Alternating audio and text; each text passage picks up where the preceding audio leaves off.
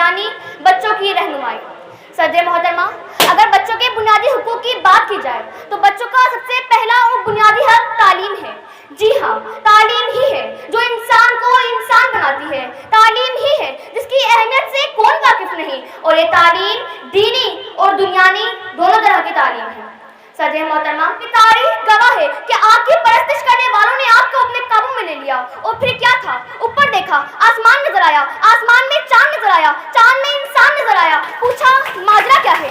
جواب ملا انسانی ترقی ہوئی ہے۔ نیچے دیکھا، زمین نظر آئی، زمین میں سمندر نظر آیا، سمندر میں گہرائی نظر آئی، گہرائی میں انسان نظر آیا، پوچھا ماجرا کیا ہے؟ جواب ملا انسانی ترقی ہوئی ہے، اور یہی ترقی چیخ چیخ کر کے رہی ہے کہ تعلیم سکھاتی ہے جینے کا سلیقہ، اور یہ تعلیم ہمارا بنیادی حق ہے، ہمارے ملک کے بچوں کا بنیادی حق ہے۔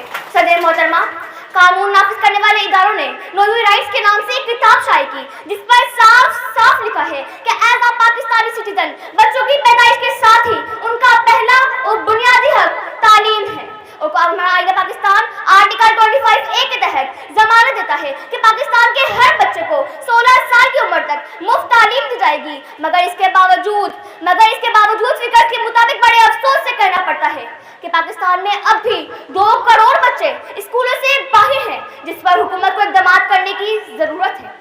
صدر محترمہ، تاریخ اسی مثالوں سے بھری پڑی ہے کہ تعلیم کی بدولت ہی بہت سے لوگوں نے نہ صرف اپنا نام روشن کیا بلکہ اپنی ملک و ملت کا بھی نام روشن کیا۔ صدر محترمہ، تعلیم کے میدان کے سپاہی جب دار الحیان اور غازی البیرونی بنتے ہیں تو قوم کو جینے کا سلیقہ سکھاتے ہیں۔ تعلیم کے میدان کے سپاہی جب آئزیک نیوٹن، گراہم بیل بنتے ہیں تو قوم کو دوسرے کے کام آ کر جینے کا سلیقہ سکھاتے ہیں۔ تعلیم کے میدان کے سپاہی جب رہنما بنتے ہیں تو سر سید احمد خان اور محمد علی جناح بن کر قوم کو جینے کا نیا سلیقہ سکھاتے ہیں اور یہ اعلان کرتے ہیں، علم نے خون رگے جا دیا اور نہ مرا، علم نے زہر کا پیمانہ پیا اور نہ مرا، علم سکراب کی آواز ہے عیسیٰ کا لہو، علم سکراب کی آواز ہے عیسیٰ کا لہو، علم سیارو گہوارو انجامو نمو۔ آپ سب کی سماعت اللہ بے حسن۔